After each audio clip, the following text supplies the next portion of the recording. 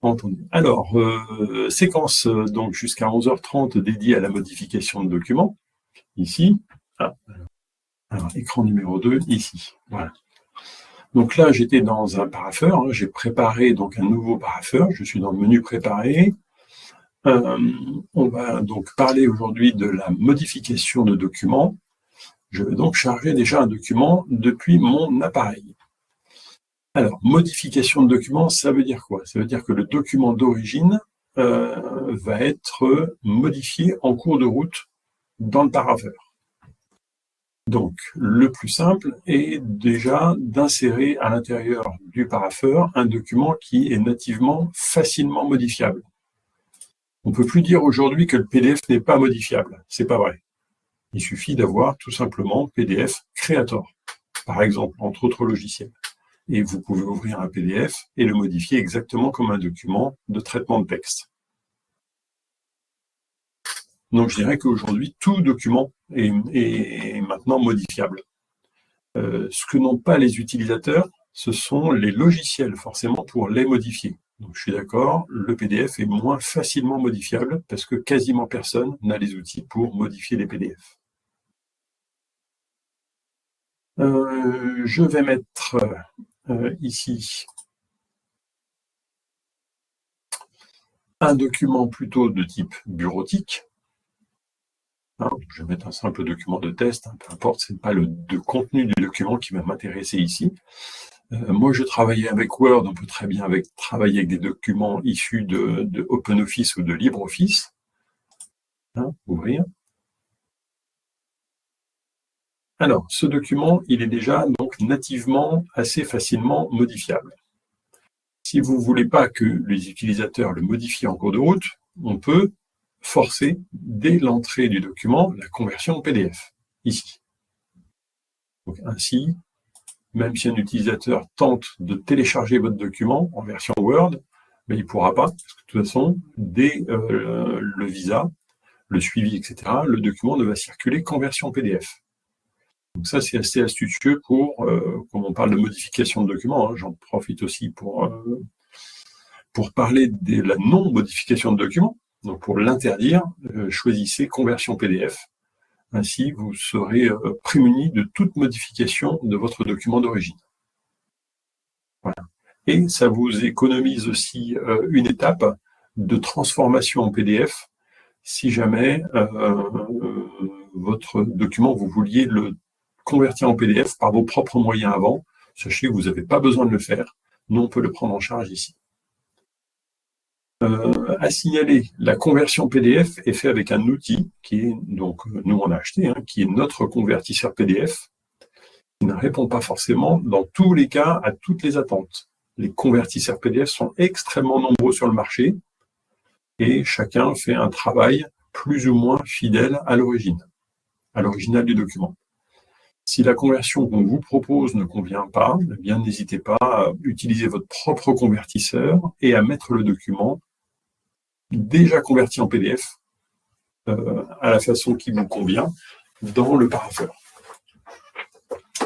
Alors, pour pouvoir le modifier, donc je vais évidemment enlever la conversion PDF. Je vais poursuivre ici dans mon dossier. Mon dossier, bon, là, je peux choisir une nature. C'est pas le sujet ici, nature, nom du dossier. Ici, je vais peut-être test modification.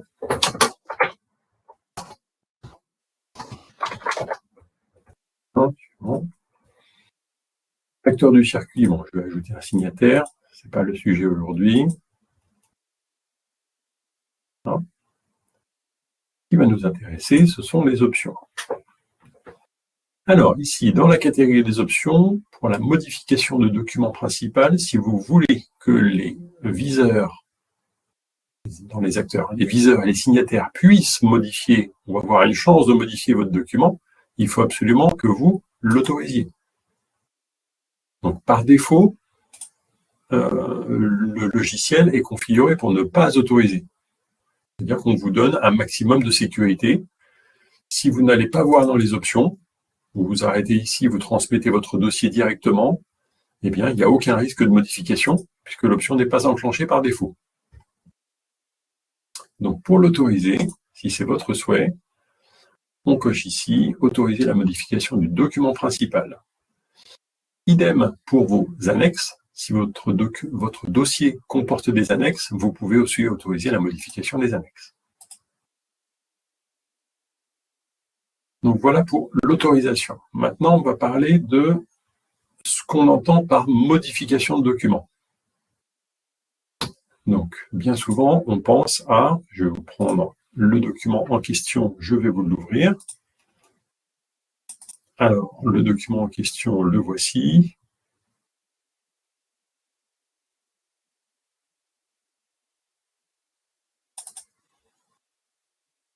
Alors, je l'ouvre dans mon document Word.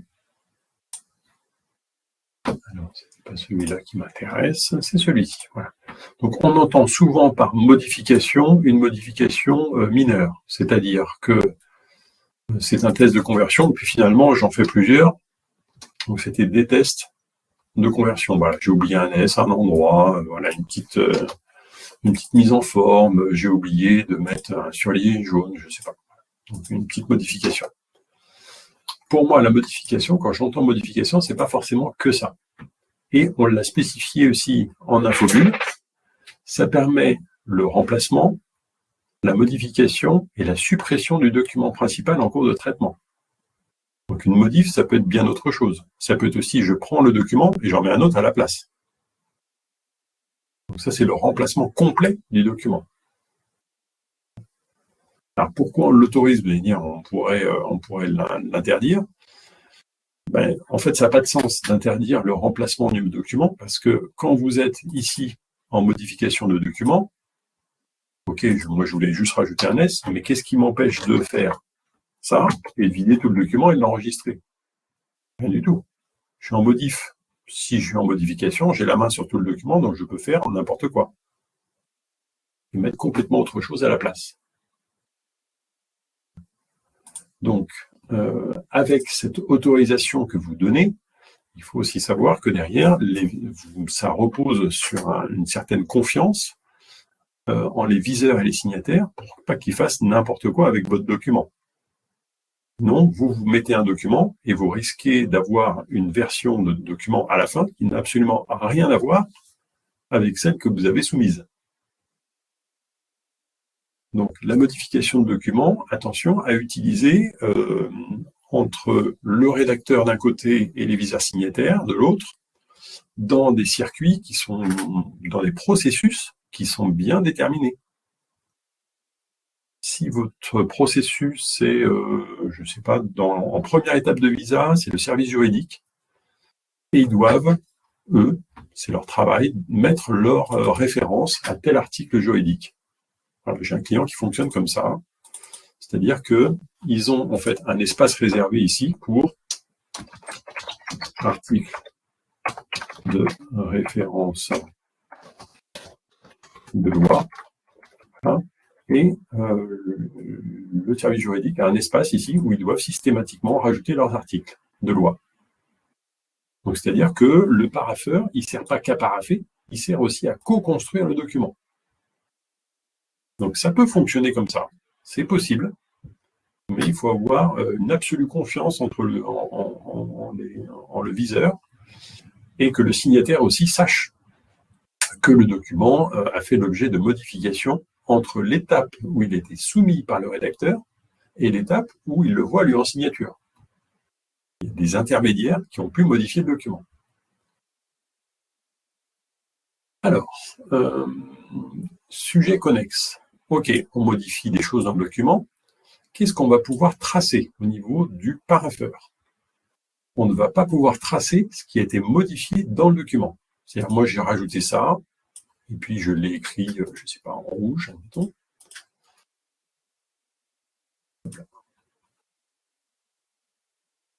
J'ai bien sûr ligne jaune, peu importe. Vous ne l'affiche pas, lui-là. C'est pas grave. Ce que je ne vais pas pouvoir tracer, c'est effectivement ce qui a été modifié dans le document. Pourquoi? Parce que le parapheur, il ne faut pas perdre de vue que c'est un outil, un logiciel qui permet de parapher. Ce n'est pas un outil pour faire du travail collaboratif. Voilà. Si c'est ça que vous recherchez, vous avez à ce moment-là dans Word, pas de chance maintenant, si là, dans Word, vous avez des outils comme la révision qui vont vous permettre de suivre les modifications avec ce que chacun a modifié, pouvoir accepter ou pas les modifications des autres. Voilà. Ça, c'est fait pour. Ça, c'est du travail collaboratif. Dans un parapheur, nous, on vous permet de modifier des choses dans le document, mais tout ce qu'on va pouvoir savoir, c'est telle personne, à telle heure, a modifié le document. C'est tout ce qu'on peut savoir. Donc, charge au rédacteur de faire la différence entre le document qu'il a soumis et le document qui sort de chez le signataire.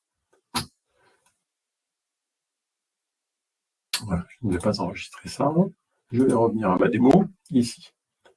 Donc, vous voyez ce que ça engendre, autoriser la modification du document principal. Ça veut dire que votre document, il est facilement modifiable. Vous ne l'avez pas converti en PDF, parce que sinon ça peut rendre difficile la modification. Vous avez soumis par exemple à un signataire, et en option, vous avez mis « Autoriser la modification ». Voilà. Alors, je vais transmettre ici. Voilà, donc mon dossier est enregistré, tout va bien. Je vais attendre tranquillement qu'il arrive en signature. Alors, ça, c'était autre chose. Je vais refuser ce dossier.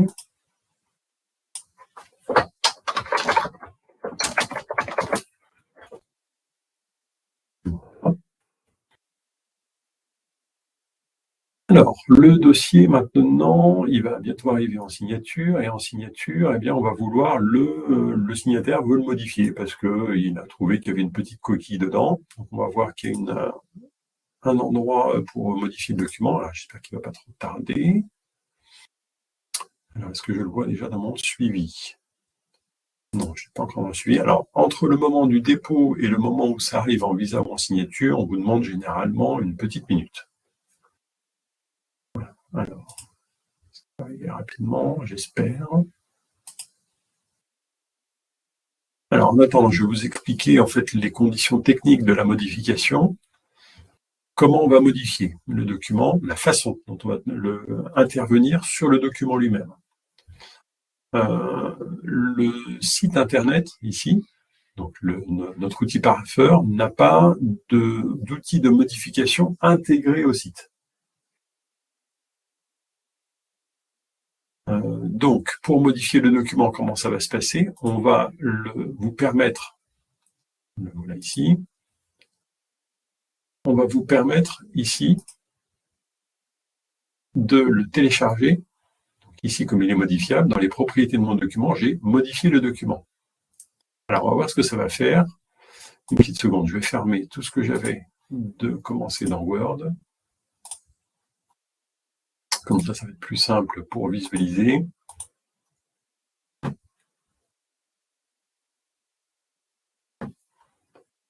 Celui-là et celui-là n'a pas enregistré. Voilà. Alors, comment va se passer concrètement l'étape de modification? Donc, moi, je suis signataire et je m'aperçois que il manque un titre à ce document. Donc, je vais le rajouter. Je vais dans mon document. Donc, j'ai le choix. Oui, ici, signer ou refuser, mais moi, je décide de le modifier avant. Donc là, je vais dans les 3 points de suspension verticaux qui me permettent d'avoir accès aux options du document, modifier le document. Recherche du composant additionnel en cours. Alors, qu'est-ce qui se passe en fait? Il est en train de rechercher s'il peut dialoguer avec mon poste pour télécharger le document sur mon poste. Alors, ouvrir Word à ma place, me présenter le document dans Word. Alors, pourquoi Word? Parce que moi, les docx sur mon poste s'ouvrent par défaut avec Word. Alors, pourquoi est-ce qu'il ne veut pas me trouver ça, là? Donc, mon composant additionnel, il est bien additionné, voilà. Ah, alors ils m'ont mis à jour, là, on dirait. Alors, une petite seconde.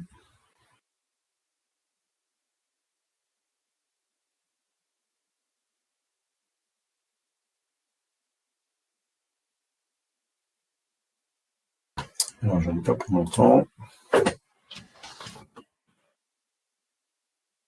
Je vais voir ça avec l'équipe d'installation tout à l'heure.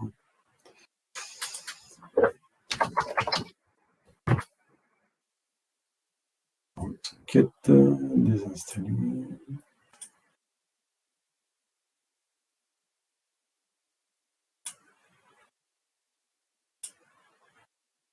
Pour une petite seconde.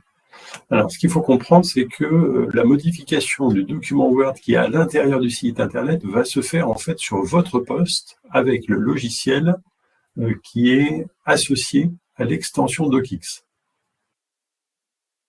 Donc, ça nécessite deux opérations. Première, c'est le téléchargement du document sur votre poste. Donc, ça, on le prend en charge. L'ouverture de votre application Word, par exemple. Et ensuite, une fois que vous donnez, votre document est modifié, prendre en charge la remontée du document sur le paraffeur, dans le paraffeur. Donc c'est l'opération d'upload ou de téléversement, on dit aussi. Alors je vais installer le WebSocket.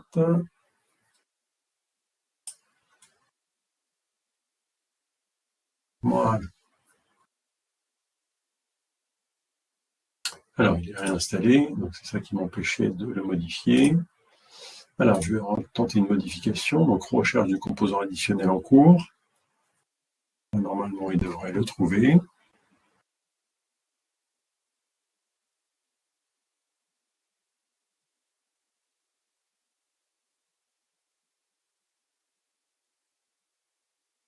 Voilà, j'ai pas de chance. Bon, je vais simuler la manip ce matin parce que là, j'ai pas de chance avec ma petite plateforme de démo. Ça fait pas comme je veux. On fait ça l'effet démo. Alors, on va pas perdre plus de temps parce qu'il est 11h28. On doit enchaîner ensuite avec une autre formation. Donc, normalement, ce qui est censé se passer ici, c'est que Word va s'ouvrir, exactement comme ici. Vous allez pouvoir faire vos modifications. Par exemple, j'avais dit qu'il manquait un titre de mon document, ici. Je le mets en forme comme je le souhaite. Voilà. Et ensuite, vous pouvez fermer Word. Il va vous demander systématiquement de l'enregistrer. Et au moment de l'enregistrement, eh bien, on va prendre en charge la remontée du document sur la plateforme. Ce qui fait que le document d'origine ici va se régénérer et vont apparaître les modifications ici directement. Les modifications sont faites, il ne restera plus qu'au signataire, donc à signer. Parce que généralement, s'il a fait les modifications, c'est pour signer derrière.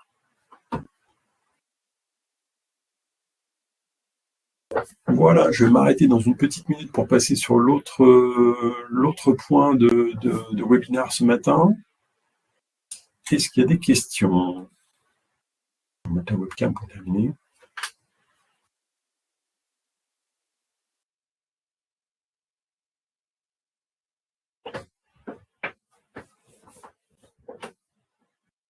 Moi, j'ai toujours la même question. C'est bien confirmé que l'outil soit compatible avec OpenOffice avec Writer, parce que nous, on n'utilise que Writer. L'outil compatible avec OpenOffice. Alors, ça veut dire deux choses pour moi.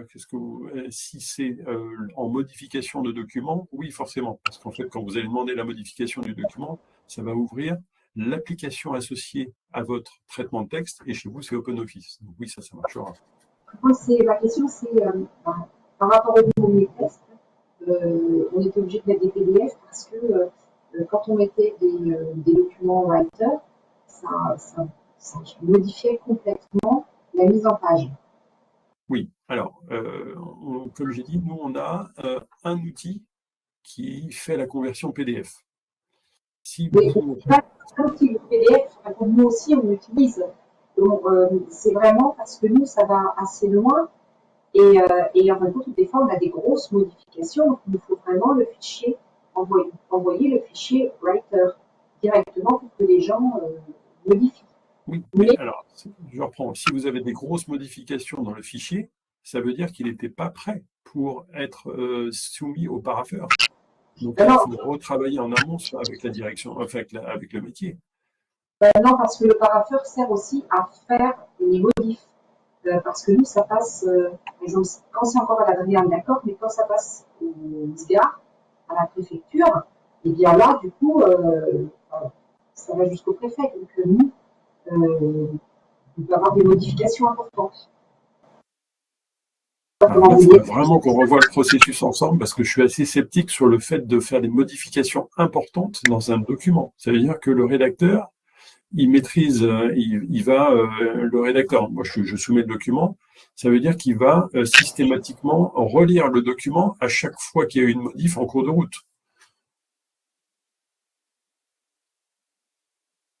C'est pointu, attention, hein, quand un document n'est pas prêt à la signature, qui doit subir de modifications importantes, utiliser le parapheur pour suivre des modifications importantes, c'est pas facile. Hein.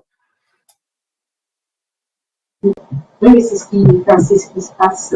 C'est vrai que plus ça montre, moins il y a de modifications, mais dans la chaîne hiérarchique, le parapheur papier sert à faire des modifications aussi. Et comment vous faisiez en version papier? Je me permets, Fabrice, Julien Knowski, là, je me mets. Je pense oui, que. Bien sûr. On t'entend très faiblement, Julien. Ouais, vous m'entendez mieux là? Là, c'est beaucoup mieux. Oui, merci. Ouais. Je pense qu'il y a deux questions. Enfin, il y a une question de process où effectivement, voilà, il y a un enjeu de qualité de document au départ du parapheur ou pas, mais avec au vu des chaînes, des modifications qui sont des fois prises. C'est plus technique, moi, c'est ça qui m'interroge, c'est-à-dire que juste pour comprendre par rapport à votre demande, Madame, enfin Véronique, quand vous mettez le document dans le parapheur, c'est un document qui en termes de format et enfin on va dire est maîtrisé et sur LibreOffice. Et ce que vous dites, c'est que quand éventuellement quelqu'un de la chaîne chez vous, j'allais dire un viseur par exemple, accède au document et le rouvre en modif avec LibreOffice, puisque c'est l'outil fait ça en fait. L'outil, quand vous téléchargez le document pour une modification, il va basiquement vous ouvrir le document avec LibreOffice, il va le télécharger du parapheur. Là, vous dites qu'il y a des changements de mise en forme qui sont opérés. Parce que moi, j'ai pas eu ça, j'ai jamais eu ça sur les notes, au SGAR, etc.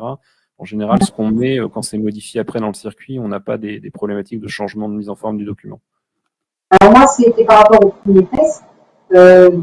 J'ai jamais pu mettre des fichiers Writer à OpenOffice, puisque directement, en anglais, quand je les mettais, ça s'ouvrait, c'était le bazar, quoi. Les puces étaient transformées, c'était complètement, la mise en page était en vrac. Oui, donc c'est pour ça que je vous conseille, est-ce que vous avez, vous, de votre côté, un outil qui permet de convertir en PDF et qui vous donne un bon résultat? Oui, mais c'est pas le souci, puisque là, c'est ce que j'ai fait, mais ça n'est pas notre demande, en fin de compte. Oui, mais en fait, ce que vous demandez, c'est pas un parapheur, c'est un outil de travail collaboratif. Je ne sais pas. Peut-être alors. Non, mais oui, non, enfin, ça dépend encore du degré de la chose, c'est-à-dire qu'il y a quand même un enjeu avec le parapheur, on est tous bien d'accord pour que substantiellement un viseur ou à la marge, un viseur ou un signataire puisse éventuellement faire quelques menus corrections avant de signer ou avant de viser directement sur le document sans avoir à le renvoyer ou à le refuser. C'est ça aussi l'enjeu. Faudrait vraiment étudier sur je pense que, je sais pas si DxO est là, mais ça serait vraiment intéressant que au niveau de DxO, là, de l'équipe de design, et en lien avec SRCI, ils essayent enfin, si vous retrouvez un document qui vous a posé problème, de refaire le test avec eux, pour qu'on comprenne mieux vraiment si c'est vraiment un problème indépassable au vu des dimensions techniques ou alors si il y a quelque chose qui peut être fait. Mais c'est intéressant parce que moi je vous le redis, j'ai jamais eu de problème à ce stade. Alors, effectivement, on va voir, Julien, on va basculer sur l'autre rayon parce que sinon on va prendre trop de retard. Je suis d'accord, donc envoyez-nous votre document et on va peut-être pouvoir aussi regarder à la conception du document, ce qui fait que le convertisseur par PDF échoue. Et quelquefois, en rectifiant ou en appliquant certaines bonnes pratiques de traitement de texte, on peut régler des soucis. Moi, j'ai déjà vu remplacer des tableaux par des tabulations et d'un seul coup, on a une présentation vraiment impeccable. Oui, mais en fin de compte, moi, je pense que c'est plus souci quand on ouvre un document Writer, OpenOffice, avec une ouverture Word. Vous voulez des fois, ça va être bazar. On a OpenOffice aussi, hein, c'est pas un souci. Voilà. Et j'ai encore une petite question. C'est là, moi, je vais lancer une invitation qui doit être signée et qui doit être signée par quelqu'un d'extérieur, un élu. Alors, est-ce qu'il y avait des questions qui aient des signatures électroniques à un certain petit pourcentage? Oui. Explique-moi. Alors là, il faut que je questionne la partie. Alors, on peut le faire en test. Ça, en test, vous pouvez l'avoir dans 5 minutes. Il n'y a pas de problème. Mais les jetons qui sont utilisés, donc les certificats qui sont utilisés, ne vont pas être valables officiellement. C'est ça qui me gêne. Donc, je note votre demande, Véronique Massé, pour web signature et je vois ce qu'il est possible de faire avec notre directeur. C'est directement lui, parce que là, derrière se cache un problématique de coût de jetons. Donc, quand vous faites signer un prestataire externe, enfin quelqu'un d'externe, le jeton de signature, il est payant. Voilà. Donc, combien vous comptez en utiliser? On va se poser certainement ce genre de questions. Si c'est 1 ou 2 pour essayer, bon, sans probablement pas de souci. Si on passe sur d'autres échelles en termes de nombre de jetons utilisés, faut qu'on anticipe.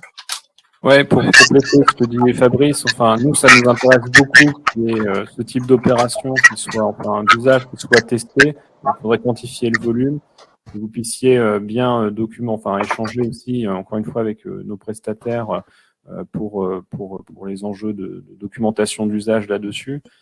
Mais voilà, en termes de coûts, on avait échangé avec Faker, Fabrice, mais oui, bien sûr. C'est pas problématique. Donc, ça nous intéresse. Je reviens vers vous, Véronique, dessus pour les deux problème de modification des documents et intéressé par la web signature, mais en prod. Donc, moi, j'ai interrogé mon directeur et notre commercial là-dessus.